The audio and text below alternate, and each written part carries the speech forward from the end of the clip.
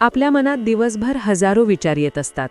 काही सकारात्मक, काही नकारात्मक, काही भीतीदायक तर काही निरर्थक. आपण नकळत या विचारांशी स्वतःची ओळख जोडतो.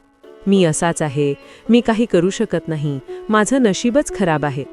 पण खरं म्हणजे हे विचार आपण नसतो, ते फक्त आपल्या मनात येणारे प्रवाह असतात. अध्यात्म सांगतं की विचार आणि आपण हे दोन वेगळे घटक आहेत. विचार येतात आणि जातात, पण त्यांना पाहणारा साक्षी कायम असतो.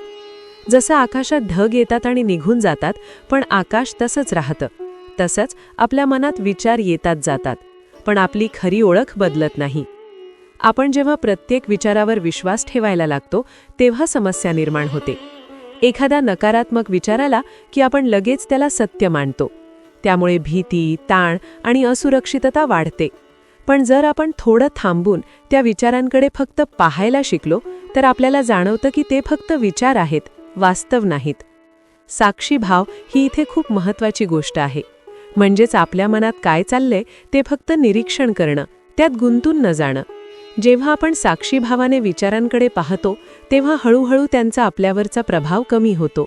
आपण शांत राहू शकतो, जरी मनात गोंधळ चालू असला तरी. याचा अर्थ असा नाही की विचार थांबवायचे आहेत.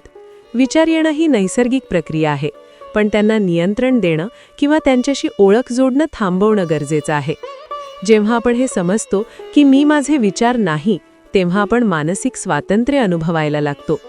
शेवटी तुम्ही तुमचे विचार नाही, तुम्ही ते आहात जे त्या विचारांना पाहतंय. ही जाणीव झाली की आयुष्य बदलायला लागतं. कारण तेव्हा तुम्ही विचारांचे गुलाम राहत नाही, तर त्यांचे साक्षीदार बनता.